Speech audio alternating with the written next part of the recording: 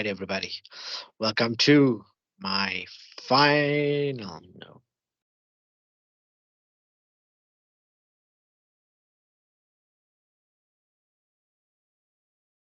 Merry Christmas, everybody.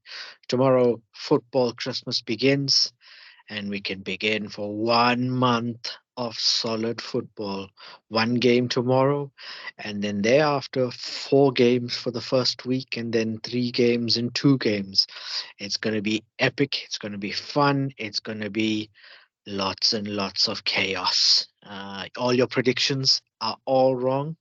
I think we know this by now. Every World Cup ever has an upset, or one, or two, or three. And sometimes you may get Uruguay in the semifinals. You may get South Korea in the semifinals. You may get Costa Rica escaping a group of death. 2014, 2002, all of them have shocks. And this World Cup will be no different. So this is why I thought today we've gone through a couple of my other videos with some predictions from some friends, some Polish friends, some South African friends. I thought maybe let's go through my predictor today, and then what we'll also do is give you some contenders, give you some things to think about, some dark horses. Think about your smaller, so-called smaller nations, and the squads they possess, the weapons they possess, that might be able to put some banana peels along the tournament. So let's begin. Let's begin with my World Cup predictor.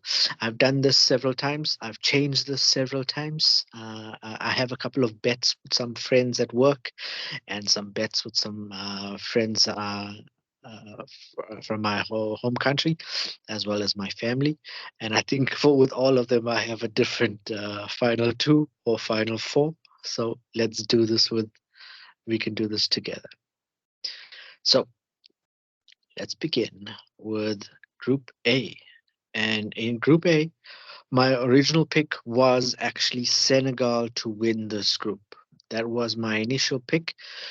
Uh, the injury to Sadio Mane does change us a little bit. Sadio Mane, for me, is an underrated world class player. And with him in the Senegal team, that makes them a threat. That makes them a huge threat, not just for the Netherlands, but for the entire tournament as well, to get deep into the tournament. Without him, Senegal is still a very, very capable team.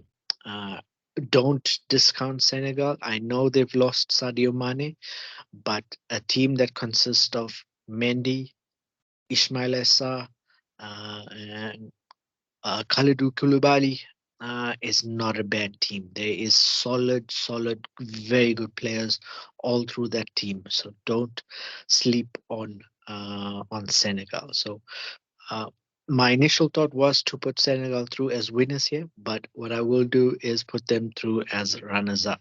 So in first place, we'll go with the Dutch, and I'll explain to you about the strengths of the Dutch in a second.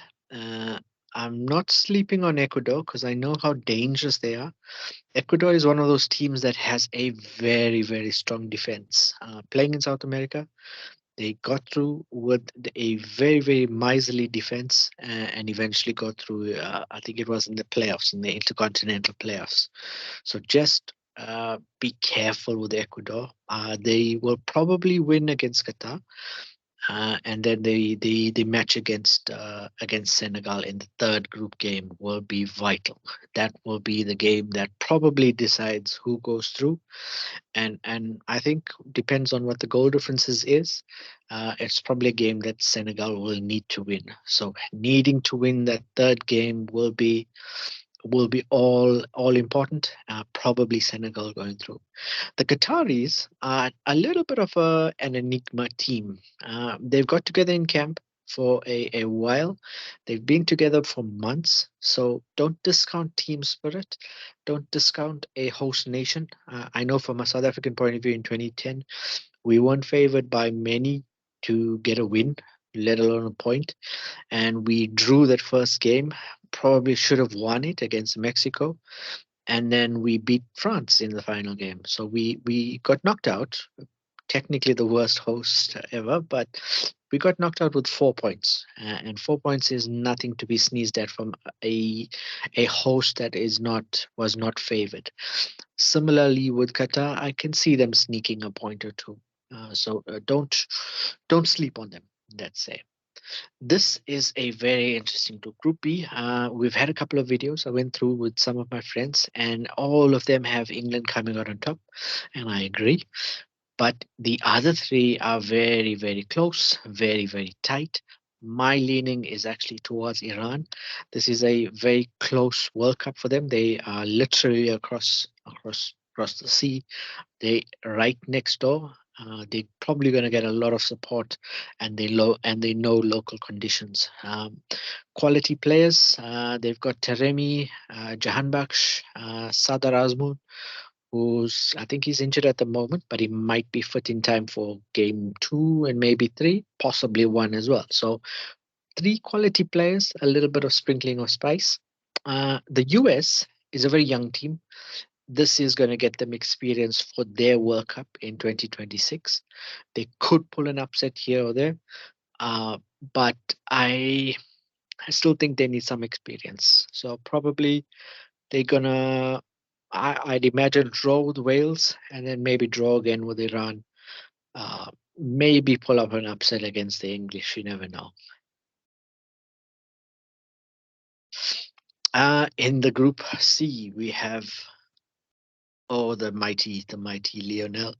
I'm not going to say anything about Lionel except Argentina will win this group. I have no doubt about that.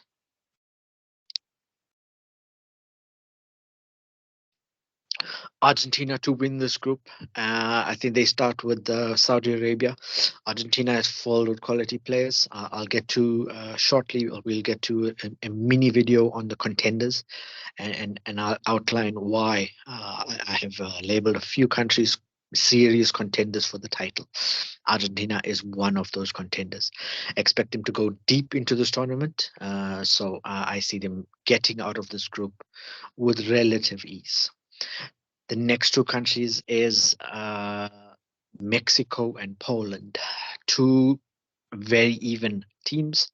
One has a world class player, and it's not easy. It's not often that we say a country has a world class player.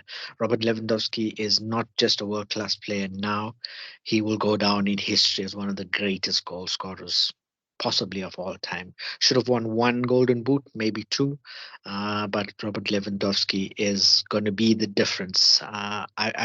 I've changed many times with this match. The first match in this group is actually between Mexico and Poland.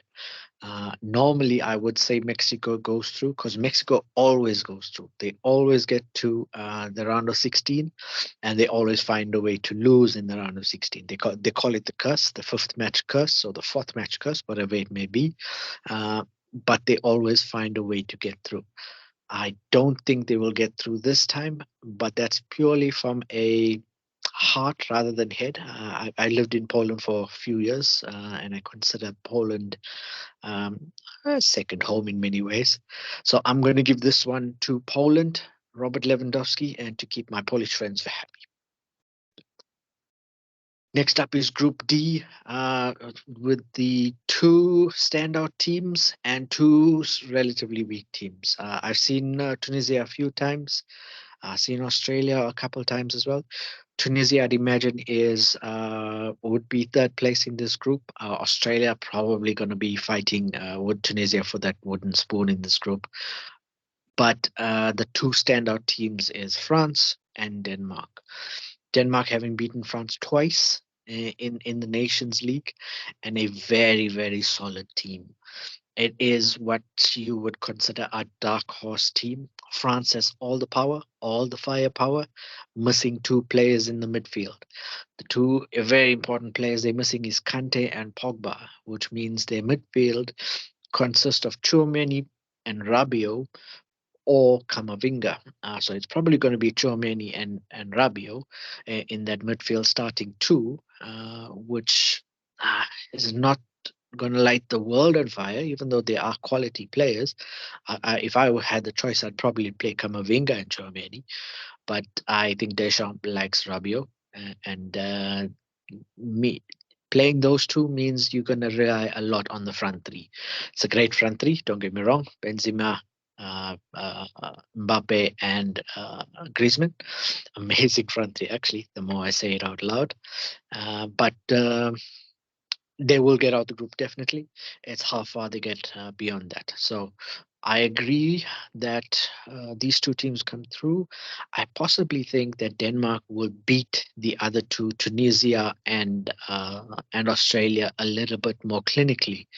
And because this will be a tight group for the two of them, I see Denmark edging it to the top spot on goal difference. So they're going to probably end up on 7 points together, and I see Denmark heading into the next round as group winners, Tunisia in third, Australia in fourth.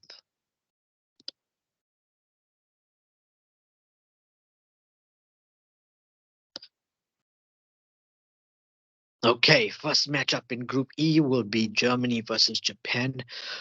Do not underestimate the Japanese. A lot of quality players in Europe's finest leagues, in the Bundesliga, in the French League.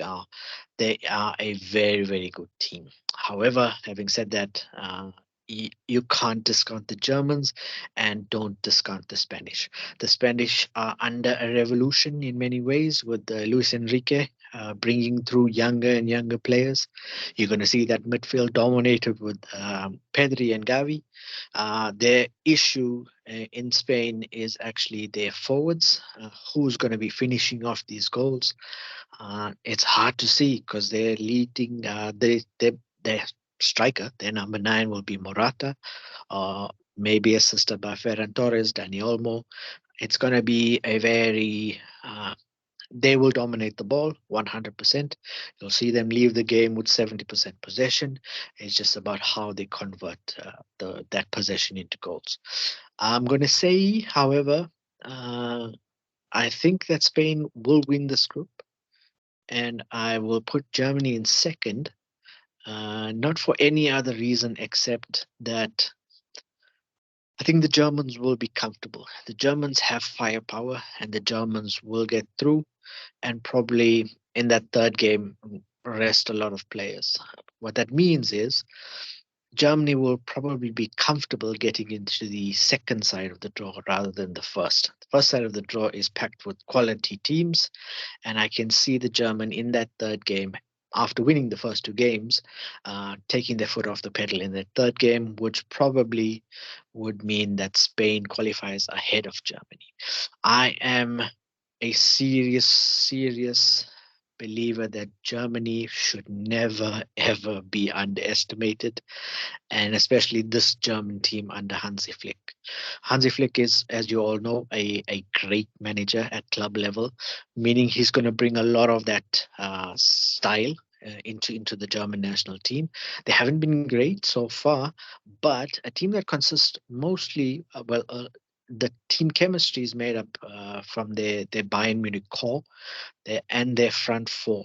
They have a much vaunted front four, which is probably, and this will change because they got a lot of quality players, it's probably going to be Havertz, four off Havertz, Musiala, Muller, Sane, Nabri. Of that five, four of them will probably play. Musiala is lighting up the Bundesliga, and he's probably going to light up this tournament as well. So watch out for that name, Musiala. He's going to be a standout player. I see Germany going deep into this tournament. Next up is a group that is with the second best team in the world, and that's Belgium. Belgium has a golden generation that has basically passed. It's over. The Belgian national team is on the way down, and you can see that from their defense. Their defense is not the youngest defense in the tournament. And their midfield is a little bit lacking, but I do have some faith in their midfield because they have one of the great players of this era in Kevin De Bruyne. So Kevin De Bruyne on his day can bring this Belgian team to another level. Lukaku is possibly injured, maybe not. But having said that, he hasn't played a lot of games this season due to injury, and that leaves them light in the forwards. They've got Doku and they've got Lukaku, but it's not going to set the world on light. So they're going to rely on goals from uh, probably their midfield. So their Brighton midfielder, whose name escapes me at the moment, but I'm sure it'll come to me shortly. Their Brighton midfielder will probably get them some goals there. Canada is a underdog, a huge underdog with extreme levels of team chemistry and two quality players in Davids and Tim Davids and Alfonso Davies. Two quality players. Lots of team chemistry. They're gonna come here for the excitement and the enjoyment, which means there's no pressure on them. They won CONCACAF, which brings them to a another level. I know CONCACAF is not. CONCACAF have three basically very strong teams, and they finished ahead of all of them. So Canada, do not underestimate. But my dark horse in this group is going to be Morocco. Morocco has a lot of players that when you see them, you realize how good they are in terms of quality. Hakimi, Ziyech, uh, uh, and the list goes on. So there is quality all over the field. Sorry, Ramon Saiz, Ashraf Hakimi, Hakim Ziyech, lots of quality players, a lot of them in the Spanish La Liga. They will come here with a lot to prove and a lot of fans as well. Remember, this is in essence an Arab World Cup, and a lot of the Arab teams, including the North African teams, will get a lot of support either from their own country or from the Qataris itself. So they're going to have a lot of support. It's going to be conditions that they like, and I think they sneak through in this group. And that brings me to Croatia. As much as I really love Croatia, they were the Cinderella story of the 2018 World Cup, but I see Croatia unfortunately not getting out of this group. Not because they don't have the best team in the world. I just think Belgium on the day will probably sneak past in this group. So I'm going to go with Belgium in front because of the extreme quality that they have, and I'm going to say Morocco sneaks this. The first game is against Croatia, Morocco, Croatia, and expect Morocco to sneak either a win or a draw, which will see them get through in this group. So my hot take for for this group is going to be Morocco to get through. Next up, we have Cameroon, Brazil, Switzerland, and Serbia. Cameroon is honestly, they're not a great team. At the AFCON, they did get to the semi-finals. They have a couple of good players, one of which plays for Napoli. So they have some good players. The conditions may favor them in some of the matches, so you're going to see them sneak a draw or two. But I don't think they're going to have the overall quality to get some wins, which they will need. So I can see them drawing two matches, probably against Switzerland and Serbia, but I don't see them winning, and that's going to be their downfall and probably send them out of the tournament. The team I see, which regularly qualifies is Switzerland, but in this case, I'm going to say between Switzerland and Serbia, the quality of the Serbian team is going to take them through. They've got strength in depth. They've got two exceptionally good strikers in Vlahovic and Mitrovic, quality midfielders in Milinkovic, Savic, and Kostic, and they've got quality all over that field. 11 of their players play in Serie A, and if you watch Serie A, you'll know that the Serie A currently is not the old Serie A defensive football. It's evolved. So this Serbian team has a lot of technically good players. I see them getting past Switzerland. This Swiss team has not really evolved. A team that still has Shakiri, still has Soma. It hasn't evolved, so which means this is an aging team. One great player for them is Granit Xhaka this year has been amazing for Arsenal, but I don't see them getting past the Serbians. I The first match is going to be Brazil versus Serbia. I haven't spoken about Brazil because their quality is undeniable, and I'll speak about them in the contenders video. Uh, I do see an upset in game week one. I don't see the Brazilians running riot on Serbia, and I see them sneaking a draw. So I see them sneaking a draw, but I do still see Brazil winning this group. Brazil ahead of Serbia, Cameroon in last place. This final group, Group H, was a very difficult one to predict. I went through an Excel predictor predicting all the scores, and I can honestly see this group ending up with draws in every single match. Now, what that means is there's going to be an odd goal in one of the games that's going to get a winner for one of these four teams. Can Korea beat some of these teams? Yes, they can. If Son shows up on his day, the Korean team is a very energetic team and always finds a day. They have team chemistry more than most teams. A couple of good players, one at Napoli, the Napoli defender, one at Wolves. So there's and a few in Germany, I think it is. So they got players littered around the world, and Son is an exceptional finisher. Ghana is a very enticing proposition for all four of these countries. With the midfield of Partey and Kudus, that's going to be an engine room that's going to dominate a lot of the midfield. The conditions as well will favor the Ghanaians, and adding with the likes of the Ayu brothers, Jordan and Andre, will be Inaki Williams, who will now come up to lead the attack in many ways. At the back, they've enlisted, let's call it that, Tariq Lamptey, who's going to form a defensive four with Amate and Salisu, probably in all likelihood. So that is a decent back line, solid midfield, and a good striking option up front. That's a good spine for Ghana to trick up some of these oppositions.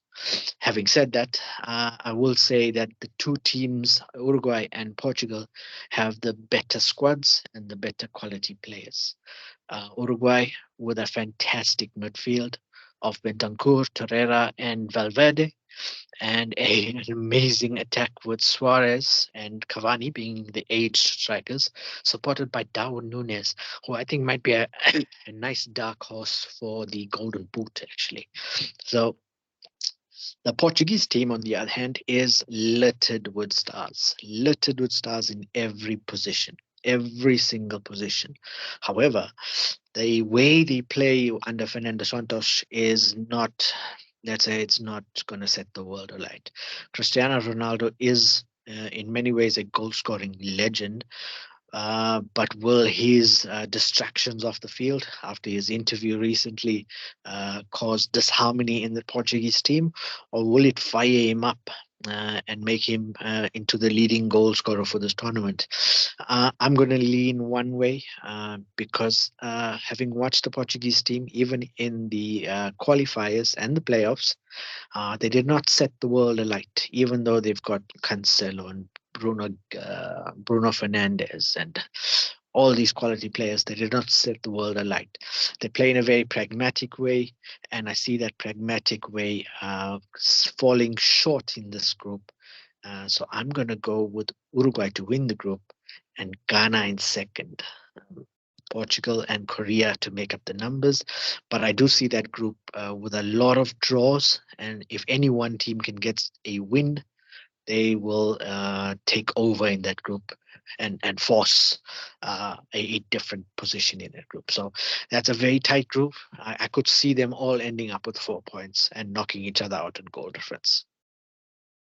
Okay, on to the knockout stages. I've got the Dutch being too strong for Iran. Yeah, I think that should be an easy win. No offense to the Iranians. The Dutch have some supreme quality. I'll describe it shortly in the contenders video. An exceptional game here. Every one of my predictions has this Argentina versus France. And I'm sorry for the French. I just think the French usually has an implosion There's usually an improvement with the French team after they have a huge success, which the 2018 win was a huge success. So I'm going to see the French imploding and Argentina going through. Spain versus Morocco, another great game. I'm going to push the Spanish through. I think they'll have enough for the Moroccans. And Brazil, Ghana, as much as I love my Bagana, so 2010, I don't know if you all remember in South Africa, the continent adopted Ghana. So we've got a soft spot for Ghana. But unfortunately, I don't think there's a big enough upset in them here to get past the much vaunted Brazilians. Next up, we have England versus Senegal, and this is gonna catch a little bit of you by surprise. I think the English are overrated as much as they've reached a World Cup final and then they reached the World Cup semi-final and then the Euro final. I will put Senegal to get ahead of the English. The English defense is really nothing to write home about. It's probably going to be Maguire and Stones plus one, which means they're going to play essentially a back five, so 3-5-2, but it's going to be five defenders with either Trent Alexander-Arnold on the right, Trippier on the left, or Trippier on the right and Shaw on the left.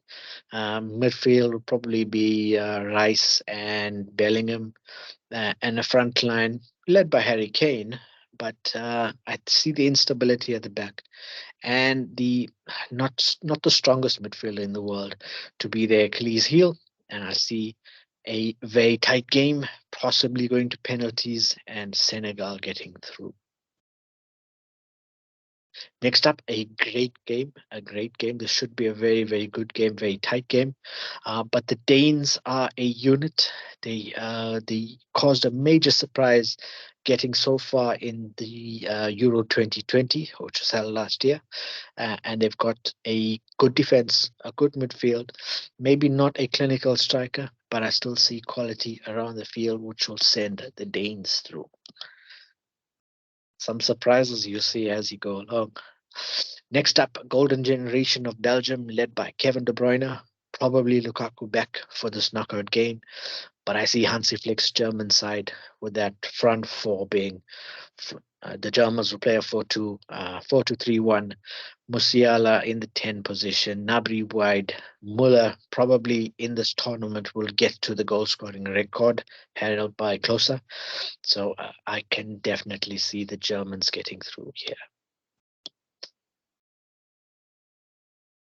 Next up will be Uruguay versus Serbia. Both teams will look at this match and think to themselves, this is an opportunity.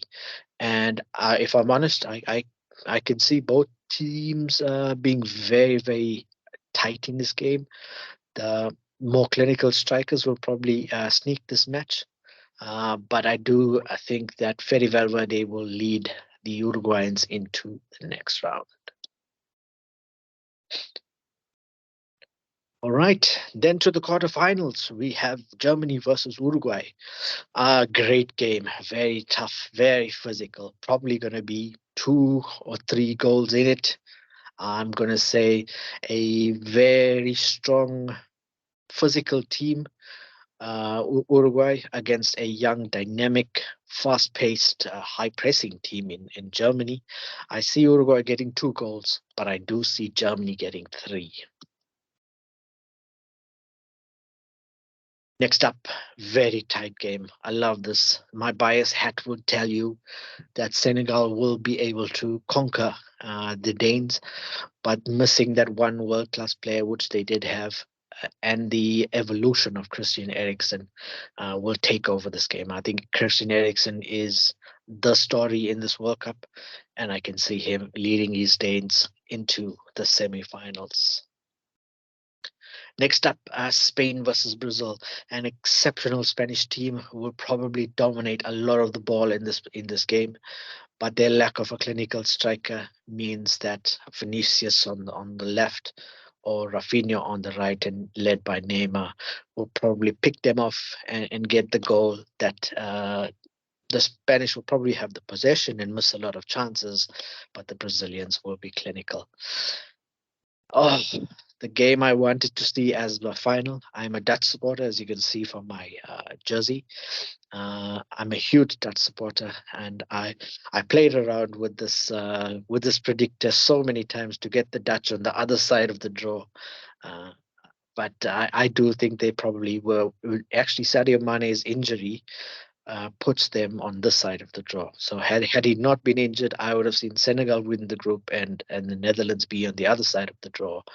But in this case, I can only see one winner here. A good game, a good tight game. Dutch great defense, but lacking. Actually, they don't lack that much. It's just that I do think they get picked off. The goalkeeper is very, very old. Bashir is not the youngest player in the world, but I do see the Argentines coming through in a tight one. And that leads us to the final before the final, the one we all wanted to see as the final, Argentina versus Brazil. Uh, Argentina won the South American Championships by beating Brazil in the final. They're on a massive winning streak. Having said that, Brazil have only lost 2 games in the last few years, and one of them was that final. The bookmakers would have Brazil as the favorites. If you look at their squad, that'll explain exactly why. But I think this is where King Lionel steps up and he puts his name and indelibly etches it into the annals of time.